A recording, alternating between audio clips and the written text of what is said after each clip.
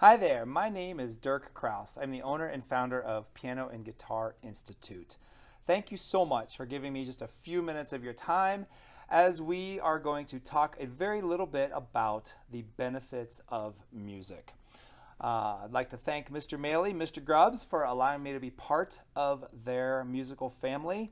This entire fundraising thing during this crazy COVID year obviously is still going on, and we have a lot of sponsors to get to and to thank. But right now, let me talk about the benefits of music.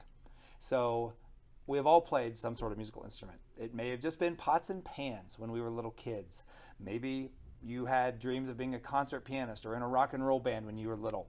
We have all probably done something where music was involved. Maybe it is just watching a movie and you noticed that the spooky music and you know something not good is going to happen. Well, in this time when budget constraints are driving the complete abandonment of music programs in schools across the nation, I would like to take a few minutes and talk about the benefits music has on the lives of everyone, but especially children. All right, we are talking about these elementary kiddos, and the music budget that these public school teachers have is nothing. So thank you for your support in this, because we need to remember that the most important thing to be aware of is music makes you smarter. Music education is more than just learning a musical instrument. It helps students learn other subjects more easily. It expands multiple skill sets, such as their innate ability to decode sounds and words. Music then builds language.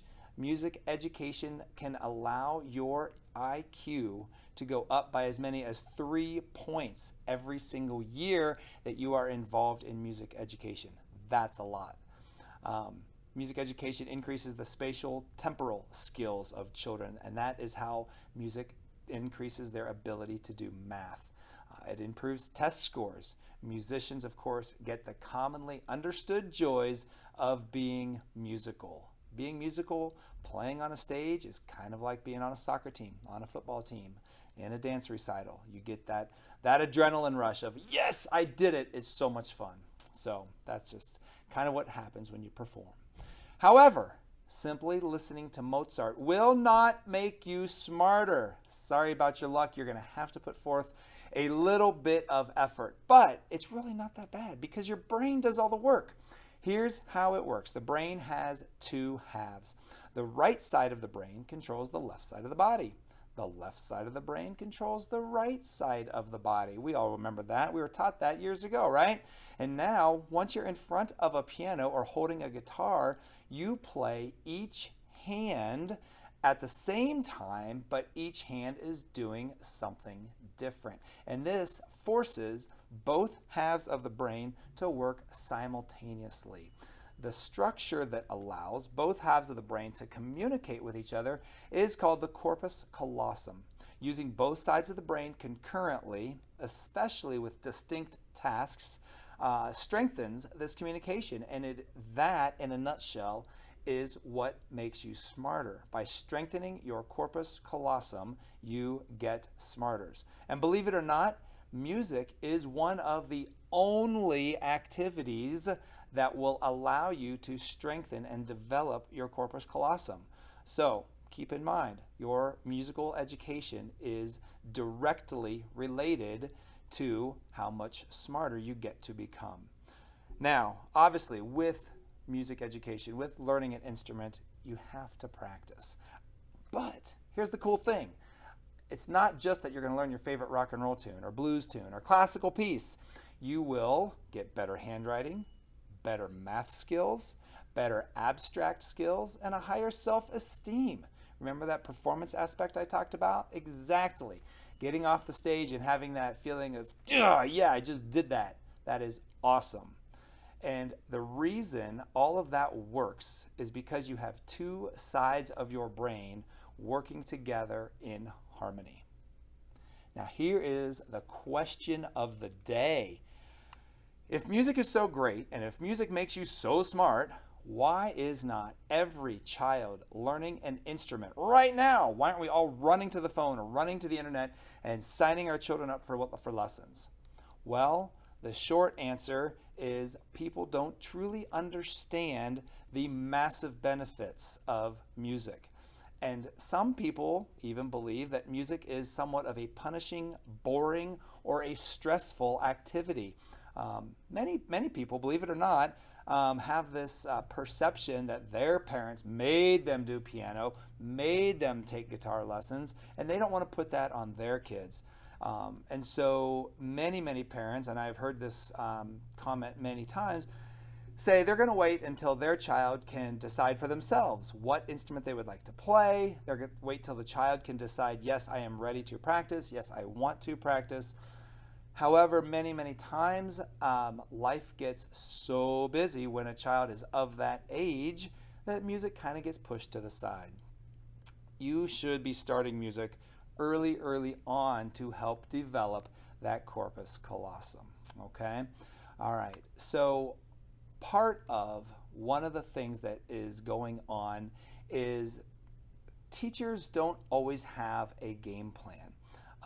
And again, that's because some teachers just, I'm going to do this, make a few extra dollars. I played piano as a kid.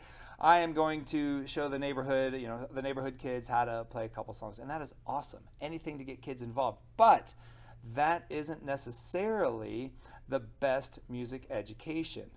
Given the clear value of what a music education can give students, parents should not be asking if or when to start lessons, but how do I get started now?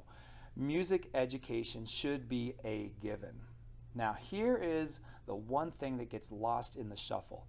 The focus should be on the goal of the lessons. And at every age, the goal of the lesson is just a little bit different. So the goal for an infant or a toddler should simply be structured exposure, starting with parent guided. I mean, you don't even have to get you don't have to pay for a teacher for this one. Just parent guided musical games, just swaying back and forth, dancing while holding your baby or your toddler. Once the child becomes 3 years old, somewhere around there, you can begin a more formal musical training. And this should look like basically identifying the beat, finding the melody, being able to plunk out the melody on the piano, even recognizing instruments, okay? Do lots of different instrument instruction and recognition. Let students strum a guitar. Let students hold a violin. Let students at that age bang on the piano.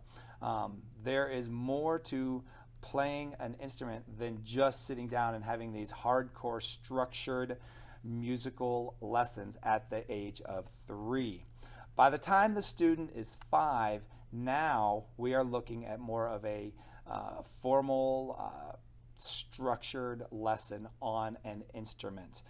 Piano obviously is one of the easier ones to do. Piano, of course, is the gateway to all other instruments, and piano will allow students to read both hands at the same time because piano is the only instrument that uses a grand staff. So the timeline now goes something like this.